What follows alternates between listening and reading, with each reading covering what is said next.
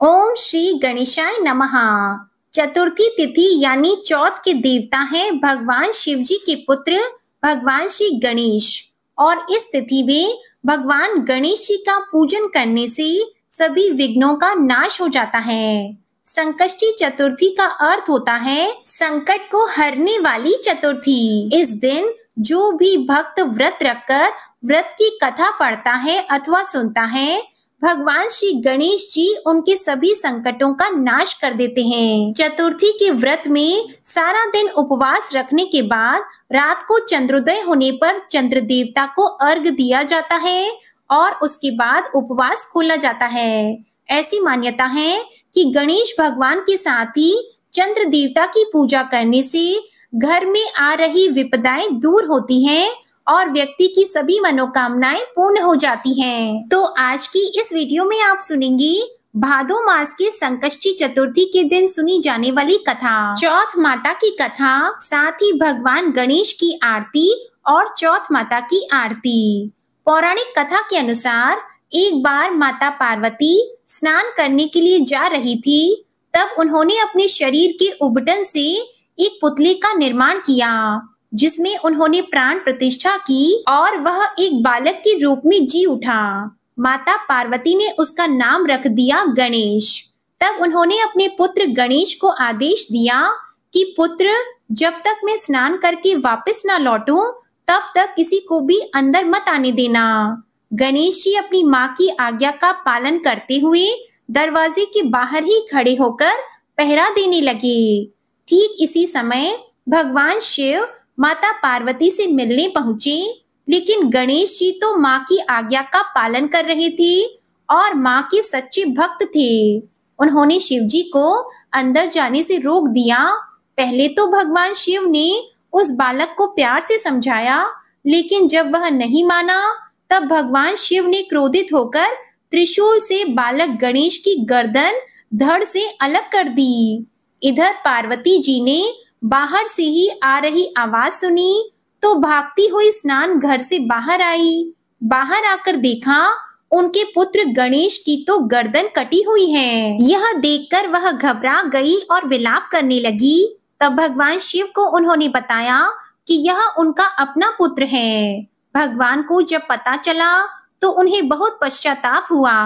माता पार्वती भगवान शिव से अपने बेटे के प्राण वापस लाने की विनती करने लगी। तब भगवान शिव ने माता पार्वती की बात मानते हुए बालक गणेश को जीवन दान तो दे दिया, लेकिन गणेश जी की गर्दन की जगह एक हाथी के बच्चे का सर लगाना पड़ा।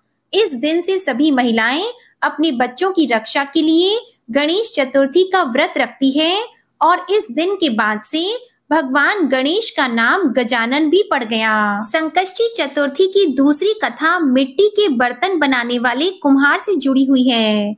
इस कथा के अनुसार एक बार एक राज्य में कुम्हार रहा करता था। एक दिन वह मिट्टी के बर्तन पकाने के लिए आवा लगा रहा था। आवा कहते हैं मिट्टी के बर्तन पकाने के लिए आग जलाने को। उसने आवा तो लगा दिया, लेकिन उसमें मिट्टी के बर्तन पके नहीं, हर बार कच्चे ही रह जाते। यह देखकर कुम्हार बहुत परेशान हो गया। वो राजा के पास गया। तब राजा ने राजपुरोहित को बुलाकर कोई उपाय सुझाने के लिए कहा। थोड़ी देर तक सोचने के बाद राजपुरोहित ने कहा कि महाराज, यदि हर दिन गांव के एक एक घर से एक एक बच्चे की बलि दी जाए तो रोज आवा पकने लगेगा। राजा ने आज्ञा दे दी कि पूरे नगर से हर दिन एक बच्चे की बलि दी जाएगी। कई दिनों तक ऐसा ही चलता रहा। हर घर से एक बच्चे की बलि दी जाती रही और फिर एक बुढ़िया के घर की बारी आई, लेकिन उसके बुढ़ापे का एकमात्र सहारा उसका अकेला बेटा अगर बलि चढ़ जाएगा तो फिर बुढ़िया का क्या होगा। यह सोच सोचकर बेचारी बुढ़िया बहुत परेशान हो गई। उसने सकट की सुपारी और दूब अपने बेटे को दी और कहा, जा बेटा, सकटा माता तुम्हारी रक्षा करेगी। और वह संकटा माता का ध्यान करने लगी। उनसे अपने बेटे की सलामती की कामना करने लगी। उधर अगली सुबह जब कुम्हार ने उठकर देखा कि आवा अभी पक गया है और वो बालक भी पूरी तरह से सुरक्षित है, यह सब देखकर कुम्हार हैरान रह गया। उसने बालक से पूछा कि ऐसा कैसे हो गया। तब बालक बताने लगा कि उसकी माँ हर बार नियम से संकट चौथ और महीने में पड़ने वाली चतुर्थी का व्रत किया करती है।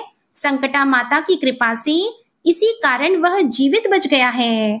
और फिर संकटा माता की कृपा से नगर के वो अन्य सभी बालक जिनकी बलि दी गई थी, वे सभी भी दोबारा जी उठे। पौराणिक मान्यताओं के अनुसार इस दिन से खासकर सकट चौथ के दिन माएं अपनी बेटों की लंबी उम्र की कामना से भगवान गणेश की पूजा और व्रत करती हैं। आइए अब सुनते हैं चौथ माता की कथा। पौराणिक कथा के अनुसार एक गांव में एक सेठ सेठानी थे। उनके एक बेटा और एक बहू थे। बहू सबको भोजन करा के फिर स्वयं भोजन करती थी। एक पड़ोसन ऐसी भी थी जो रोज पूछती थी कि बहू आज क्या बनाया है, क्या खाया है? तो बहू कहती ठंडो बासी। एक दिन उसके पति ने ऐसा सुनकर विचार किया कि आज तो पकवान बनाए जाएं, फिर देखें कि मेरी पत्नी क्या कहती है। उसने तरह तरह के पकवान बनवाए और घर के सभी लोगों ने एक साथ बैठकर भोजन किया। आज भी पड़ोसन ने पूछा तो बहू ने कहा कि ठंडो बासी।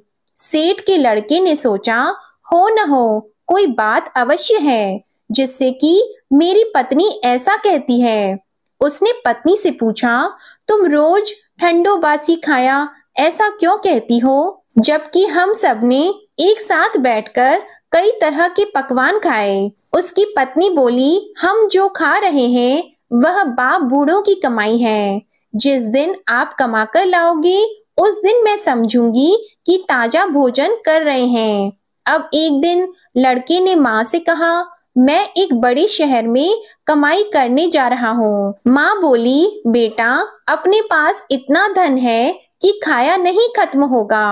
माँ के मना करने पर भी बेटे ने स्वयं कमाने का दृढ़ निश्चय कर लिया और जाते समय पत्नी से कहा मैं जब तक कमाकर बहुत सा धन लेकर न आऊं तुम चूल्हे की आग मत बुझने देना। एक दिन चूल्हे की आग बुझ गई तो वह मन ही मन घबराने लगी, कहीं मेरे पति पर संकट तो नहीं आन पड़ा।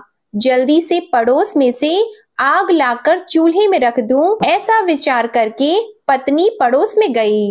वहां पड़ोसन चौथ माता का व्रत और पूजन कर रही थी। पड़ोसन ने कहा थोड़ी देर में आकर ले जाना। तो बहू ने पड़ोसन से पूछा आप यह व्रत क्यों करती हैं, इससे क्या मिलता है?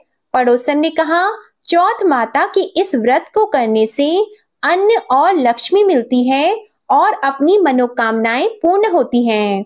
अब बहू भी चौथ माता का व्रत करने लगी। दीवार पर उसने चौथ माता का चित्र बनाया। उस दिन घी और गुड़ का चूरमा बनाकर रात्रि को चंद्रमा को अर्घ देकर उसने भोजन किया। ऐसा करते करते बहुत दिन हो गए। चौथ माता ने उस बहू के पति को सपना दिया कि साहूकार का बेटा तू जागे कि सोवे, तेरी पत्नी तुझे बहुत याद कर रही है, घर जाकर उसकी चिंता मिटा दे। तू दुकान खोलकर कंकु केशर का पगलिया बना के बैठ जाना, आज तेरा हिसाब किताब चुकता हो जाएगा। अब तो चौथ माता ने जैसा कहा था वैसा ही हुआ। उसने घर जाने की तैयारी की और गाड़ी भर के धन दौलत लेकर चल दिया। रास्ते में एक बड़ा सा काला नाग फन फैलाए बैठा था और कहने लगा आज तो मैं तुझे डसूंगा, छोड़ूंगा नहीं, आज तेरी आयु पूरी हो गई है। सेठ के लड़के ने कहा आज चौथ माता ने मुझे सपना दिया तो मैं पत्नी से मिलने घर जा रहा हूँ। वहाँ मेरी पत्नी बहुत चिंता कर रही है, मैं उससे मिलकर जरूर आऊंगा, तब तुम मुझे डस लेना। नाग ने कहा तुम शपथ पूर्वक कहकर जाओ तो मैं तुम्हें जाने दूंगा, परंतु लौट कर नहीं आए तो तुम्हारे घर आकर मैं तुम्हें डस लूंगा। इस प्रकार सांप को वचन देकर वह घर पहुंचा। वहां सभी से हंसी खुशी से मिला और भोजन करने उदास होकर बैठ गया। उसकी पत्नी ने उदास होने का कारण पूछा तो पति ने काले नाग वाली बात बताते हुए कहा कि यदि मैं उसके पास नहीं जाऊंगा तो वह घर आकर ही मुझे डस लेगा।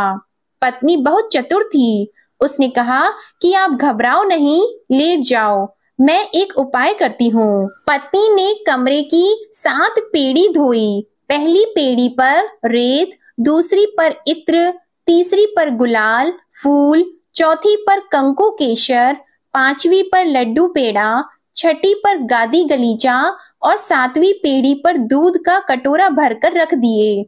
इस प्रकार वह 7 ही पेड़ी सजाकर बैठ गई। आधी रात होते ही नाग आकर पेड़ी चढ़ने लगा। पहली पेड़ी पर रेत में लौट गया और कहने लगा कि सेठ की बहू ने आराम तो बहुत दिया, पर वचनों से बंध कर आया हूँ, सो डसूंगा अवश्य ही। इसी प्रकार 7 पेड़ियों पर नाग आराम करता हुआ और कहता हुआ कि डसूंगा जरूर, कमरे में जाने ही वाला था कि चौथ माता ने विचार किया कि मैं इसे नहीं बचाऊंगी तो संसार में धर्म कर्म और व्रत पूजन को कौन मानेगा। अब तो गणेश जी, चंद्रमा जी और चौथ माता ने उसे बचाने का विचार किया। चंद्रमा जी ने उजाला किया, चौथ माता ढाल बनी और गणेश जी ने तलवार लेकर नाग को मार दिया और ढाल से ढक दिया। अब बहू भी थकी हारी सो गई। दिन निकला तो लोग बेटे से मिलने आए, परंतु बेटा बहू तो उठे ही नहीं थे। बहुत देर हो गई तो माँ उन्हें उठाने गई। माँ ने 7 पेड़ियों पर जो कुछ देखा तो वो बहुत ही घबराई और बेटा बहू को आवाज लगाई। बेटा बहू उठे तो देखा कि एक ढाल तलवार वहां पड़ी है। अब ढाल उठाई तो वही काला नाग मरा हुआ पड़ा है। बेटा बहू ने सोचा कि आज तो धर्म कर्म ही आड़े आए हैं, जो भगवान गणेश जी और चौथ माता ने अपनी रक्षा की। हे चौथ माता, आपने जैसी सेठ के बेटे बहू की रक्षा की, वैसी ही सबकी रक्षा करना। बोलो चौथ माता की जय। अब सुनिए भगवान श्री गणेश जी की आरती। जय गणेश जय गणेश जय गणेश देवा, माता जाकी पार्वती पिता महादेवा। एक दंत दयावंत चार भुजाधारी, माथे सिंदूर सोहे मूसी की सवारी। जय गणेश जय गणेश जय गणेश देवा, माता जाकी पार्वती पिता महादेवा। पान चढ़े फूल चढ़े और चढ़े मेवा, लड्डुअन का भोग लगे संत करे सेवा। जय गणेश जय गणेश जय गणेश देवा, माता जाकी पार्वती पिता महादेवा। अंधन को आँख दीत कूड़िन को काया, बांझन को पुत्र दीत निर्धन को माया। जय गणेश जय गणेश जय गणेश देवा, माता जाकी पार्वती पिता महादेवा। दीनन की लाज राखो शंभु सुतकारी, कामना को पूर्ण करो जाओ बलिहारी। जय गणेश जय गणेश जय गणेश देवा, माता जाकी पार्वती पिता महादेवा। बोलिए गणपति भगवान की जय। अब सुनिए चौथ माता की आरती। ओम जय श्री चौथ मैया, बोलो जय श्री चौथ मैया। सच्चे मन से सुमिरे सब दुख दूर भया, ओम जय श्री चौथ मैया। ऊंचे पर्वत मंदिर शोभा अति भारी, देखत रूप मनोहर असुरन भयकारी। ओम जय श्री चौथ मैया। महासिंगार सुहावन ऊपर छत्र फिरे, सिंह की सवारी सोहे कर में खड़ग धरी। ओम जय श्री चौथ मैया। बाजत नौबत द्वारे अरु मृदंग डेरू, 64 जोगन नाचत नृत्य करत भैरू। ओम जय श्री चौथ मैया। बड़ी बड़ी बलशाली तेरा ध्यान धरे, ऋषि मुनि नर देवा चरणों आन पड़े। ओम जय श्री चौथ मैया। चौथ मैया की आरती जो कोई सुहागन गावे, बढ़त सुहाग की लाली सुख संपत्ति पावे। ओम जय श्री चौथ मैया। ओम जय श्री चौथ मैया। सच्चे मन से सुमिरे सब दुख दूर भया। ओम जय श्री चौथ मैया। प्रेम से बोलिए चौथ माता की जय। वीडियो आपको पसंद आई हो तो वीडियो को लाइक करके चैनल को जरूर सब्सक्राइब करिएगा और कमेंट में गणेश भगवान और चौथ माता की जय भी जरूर लिखिएगा।